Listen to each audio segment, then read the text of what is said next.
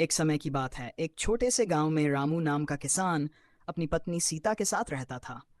रामू बहुत गरीब था, लेकिन ईमानदार और मेहनती था। उसके पास दो बैल और एक छोटा सा खेत था, जिस पर वह दिन रात मेहनत करता था। लेकिन फिर भी इतनी मेहनत के बाद वह मुश्किल से ही खाने का अनाज उगा पाता। रामू की पत्नी सीता अक्सर अपनी किस्मत को कोसती रहती। वह कहती, न जाने किस जन्म के पाप भोगने पड़ रहे हैं जो हमें इतनी गरीबी में जीना पड़ रहा है। भगवान कब हमारी सुनेंगे? रामू शांत होकर कहता, भाग्यवान, अपने कर्म करने से जो मिलेगा वह हमें ऊपर वाला देगा। हम सिर्फ अपनी मेहनत कर सकते हैं, बाकी सब भगवान के हाथ में है। सीता कहती, तुम सही कह रहे हो, लेकिन 2 साल से ठीक से बारिश नहीं हुई है, इसलिए हमारी फसल बर्बाद हो रही है। बाकी किसानों के पास गाय भैंस है, जिसे वे दूध बेचकर गुजारा कर लेते हैं, लेकिन हमारे पास तो बस ये छोटा सा खेत है। पता नहीं इस साल क्या होगा। रामू भी चिंतित होकर कहता, तुम ठीक कह रही हो, पिछले 2 सालों से पानी की कमी कारण कुएं भी सूख रहे हैं। पता नहीं इस साल क्या होगा, लेकिन हमें मेहनत करनी होगी, भगवान पर भरोसा रखना होगा। रामू रोज की तरह अपने बैलों को लेकर खेत की ओर निकल पड़ता। वह ईमानदारी से मेहनत करता और अपने बैलों का भी बहुत ख्याल रखता। दोपहर में जब रामू और उसके बैल थक जाते तो वह सोचता, आज आधे खेत की जुताई हो गई, बाकी कल करूंगा। चलो अब घर चलते हैं। घर पहुंचकर रामू अपनी पत्नी से कहता, भाग्यवान, बहुत भूख लगी है, जो कुछ भी है जल्दी से लेकर आओ। मैं तब तक बैलों को चारा डालकर आता हूँ। लेकिन तभी दरवाजे पर किसी के भिक्षा मांगने की आवाज़ आती है।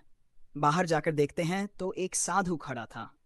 वह कहता है, जो कुछ भी घर में हो मुझे भिक्षा में दे दो। सीता कहती, महाराज, हम तो खुद बहुत गरीब हैं, हमारे पास बस इतना है कि जैसे तैसे अपना पेट भर सकें। साधु समझ जाता है और कहता, कोई बात नहीं बेटा, मैं किसी और जगह से भिक्षा मांग लूंगा। रामू कहता है, भाग्यवान, घर में साधु को देने लायक कुछ है क्या? सीता कहती, सिर्फ थोड़े से चावल हैं जो मैंने तुम्हारे लिए पकाए हैं। अगर वे साधु को दे दूं तो तुम्हें भूखा रहना पड़ेगा। रामू कहता है, तुम उसकी चिंता मत करो, मैं भूखा रह लूंगा, लेकिन साधु को भूखा नहीं भेज सकता। बाबा को खाना दे दो। सीता रामू की बात मानकर साधु को खाना दे देती है। साधु आशीर्वाद देकर कहता है, बेटा, भगवान तुम्हारी मेहनत और भक्ति जरूर देख रहे हैं, एक दिन तुम्हें इसका फल जरूर मिलेगा।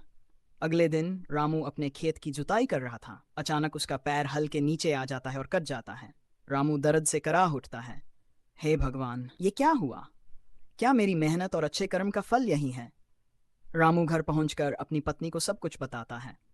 सीता उसे दिलासा देती है, तुमने हमेशा अच्छे कर्म किए हैं, तुम्हें इसका फल जरूर मिलेगा। रामू को अपनी पत्नी की बात सुनकर तसल्ली होती है। अगले दिन जख्मी पैर के बावजूद रामू फिर से अपने बैलों के साथ खेत पर पहुंच जाता है। वह सोचता है, बारिश तो अब तक नहीं आई, अब खेत की सिंचाई कैसे करूंगा? रामू खेत के कुएं में जाकर देखता है, लेकिन कुएं में एक बूंद भी पानी नहीं था। वह निराश होकर कहता है, हे भगवान, अब कैसे खेती करूं? कुआं तो पूरा सूख गया है। फिर वह सोचता है, मैं कुएं के अंदर जाकर खुदाई करता हूं, शायद पानी निकल आए।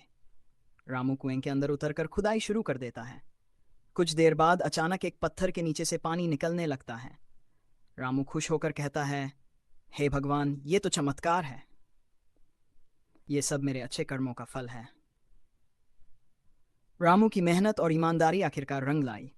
कुएं से पानी निकलने के बाद वह अपने खेत की सिंचाई करता है और एक अच्छी फसल उगाने में सफल होता है। रामू को विश्वास हो गया कि भगवान के घर देर है, लेकिन अंधेर नहीं।